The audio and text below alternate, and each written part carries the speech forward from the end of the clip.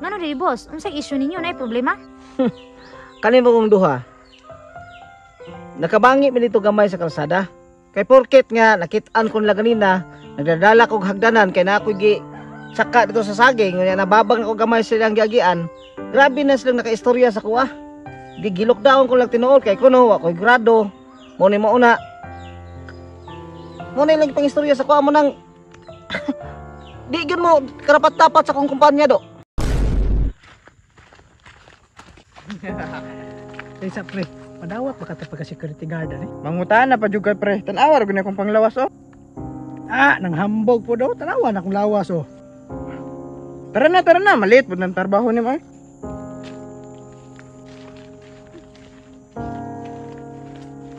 Kul, tarong nga po ni dinalaan mo sa hagdanan kul. Mga hugaw may anak kul. Mga apply pa baya may call.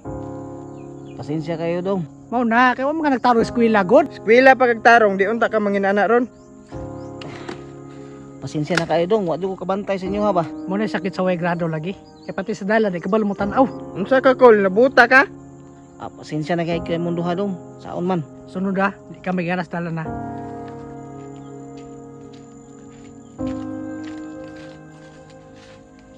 Uy boss, maayo kinauli na ka boss.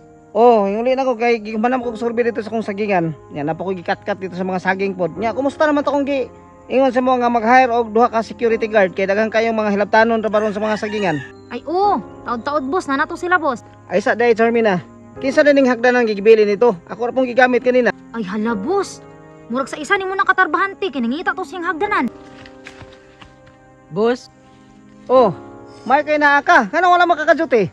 nawala mo gud akong kamo sagdanan.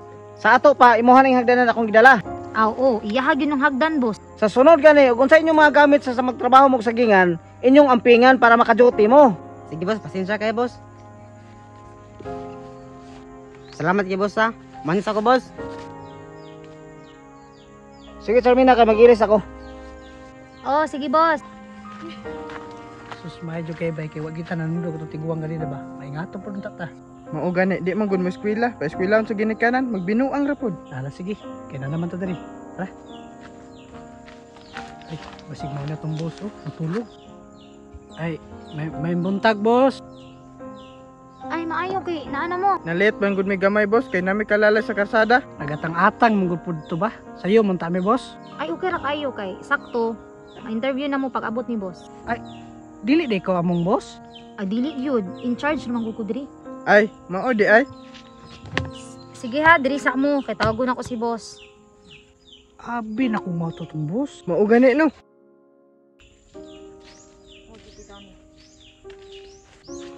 Tay sabay. Anong naman na siya diri? Basig nang apply na. Di po na madawat. Uy, wak man grado. Purma pa lang daan ana oh, di na pasadong height ana. O sige, mao ni siyang mo-interview ninyo si Boss Bitoy. Boss Bitoy.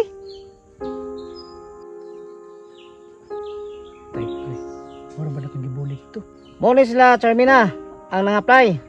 Ade, ato ning tanaw ni mga pangalan ani nila. Boknoy Makatigbas Junior, kinsa man yung duha? Ako boss. Berto Duhay Lungsod. Ako na boss. Mga apply day mong duha? Oo lagi boss. Boss, pasensya kay sa mong naistorya boss. Nagtuo mo og deserve mong duha? Dili ko gusto nga kamong duha makasulod sa kong kumpanya nga maot kay mong mga kinaiya. Awa lagi bay. Ikaw manggod. Ikaw man gud pre, mata pobre kay ka. Ngano diri boss? Unsay issue ninyo nay problema? Kanin mo kong duha. Nakabangi mi dito gamay sa kalsada. Kay porket nga nakit-an ko nila ganina, nagdadala kog hagdanan kay na ako gi saka dito sa saging, nga nababang ako gamay silang giagian. Grabe na silang nakaistorya sa kuha. Gigilokdaon ko lang tinuol kay kuno ako'y grado. Mo ni mauna. Mo ni lang pangistorya sa kuha mo nang di gyud mo karapat-dapat sa kong kumpanya do. Kay kaninyong kinaiya wa gyud na mamao. Pasensya kay boss. Minangnan dyan kayo may trabaho. Boss, sige na gud boss, dawatan namin boss kay wa na tay pagkaon ng pamilya ba. Kung unsa inyong gisulti sa kuha kaganina, sumbalik na inyong duha. Usa pa, wa ko manginahanglan og empleyado ngayong anak ninyong kinaiya nga perting batia. Pagita na lang talimog laing kumpanya, kanang masyat anang inyong kinaiya. Sige boss. Pasensya kayo. maluoy yung takon ninyong duha. Pero sa inyong gipakita sa kuha, dili mo deserve sa akong kumpanya. Kaya dili ko gusto nga akong mga tauhan diri inyo na pong yatak-yatakan. Sinsya na gid kayo mo.